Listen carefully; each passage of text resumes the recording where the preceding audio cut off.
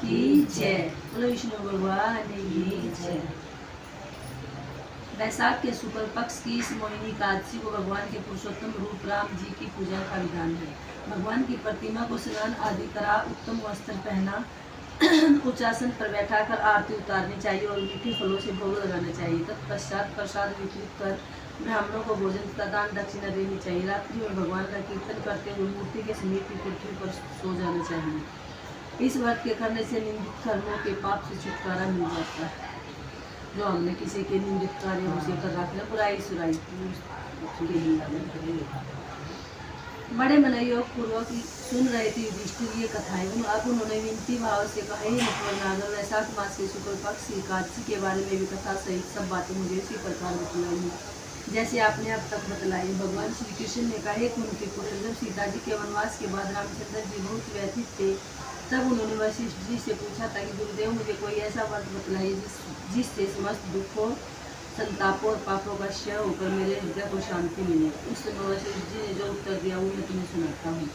महर्षि वशिष्ठ जी ने कहा, हे राम, आपने कोई पाप नहीं किया, आपका नाम लेने से ही मनुष्य के सभी रोग शोक मिट जाते हैं। यह प्रश्न आपने लोकहित की भावना से किया है, अतः मैं आपको बतलाता हूँ कि मानसिक शांति की प्राप्ति और संताप का पाप मिटाने का अमोघ अस्त्र है मोहिनी एकादशी का व्रत। वैशाख मास से शुक्ल पक्ष की एकादशी को मोहिनी एकादशी कहा जाता है। इसका व्रत करने से मनुष्य के पाप तथा दुख दूर होकर वह मोहजाल से मुक्त हो जाता है। अतः दुखी मनुष्यों को यह व्रत अवश्य करना चाहिए। मैं इसकी कथा सुनाता हूँ, ध्यानपूर्वक सुनिए। सरस्वती नदी के किनारे बसी सुंदर और संपन्न नगरी भद्रावती में द्युतिमान नाम का चंद्रवंशी राजा राज्य करता था। इसी नगर में धन धान्य से परिपूर्ण धनपाल नामक एक वैश्य भी रहता था। वह वैश्य अत्यंत धर्मात्मा एवं विष्णु भक्त था। उसने नगर में अनेकों भोजनालय, प्याऊ, कुएं, तालाब तथा धर्मशाला आदि बनवाए। सड़कों के किनारे आम, जामुन, नीम आदि के वृक्ष लगवाए। उस वैश्य के सुगना, सद्बुद्धि, मेधावी, सुकृति और दृष्ट बुद्धि नाम के 5 पुत्र थे। उसके 4 पुत्र तो धर्मात्मा थे, परंतु सबसे छोटा बेटा दृष्ट बुद्धि महापापी, लंपट और दुराचार्य था। वह वैश्याओं और दुराचारी मनुष्यों की संगति में रहकर जुआ खेलता, दूसरों की स्त्रियों के साथ भोग विलास करता तथा मध्यमास का सेवन करता था। इस प्रकार अनेक कुकर्मों में फंसकर वो अपने पिता के धन को नष्ट करता था। इसी कारणों से उसके पिता भाई तथा कुटुंबियों ने उसको घर से निकाल दिया। घर से निकाल देने के बाद सब धन नष्ट हो जाने पर वेश्याओं तथा दुष्ट संगी साथियों ने उसका साथ छोड़ दिया। अब वह भूख और प्यास से अत्यंत दुखी रहने लगा। तब उसने रात्रि के समय चोरी करना शुरू कर दिया। एक दिन वह पकड़ा गया, परंतु राज्य कर्मचारियों ने उसको वैश्य का पुत्र जानकर छोड़ दिया। परंतु जब दूसरी बार पकड़ा गया तो उन्होंने राजा के सामने उपस्थित कर दिया। राजा ने उसे दंडित कर कारागार में बंद कर दिया।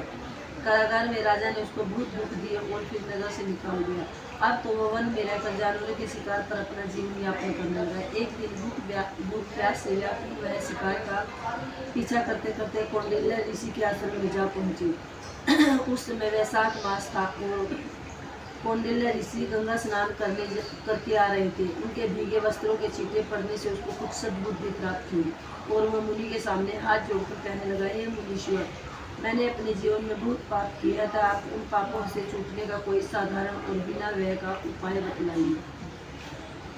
उसके दीन वचन सुनकर ऋषि कहने लगे कि ध्यान देकर सुनो, तुम वैशाख शुक्ला एकादशी का व्रत करो। इस एकादशी का नाम मोहिनी है और इससे तुम्हारे सब पाप नष्ट हो जाएंगे।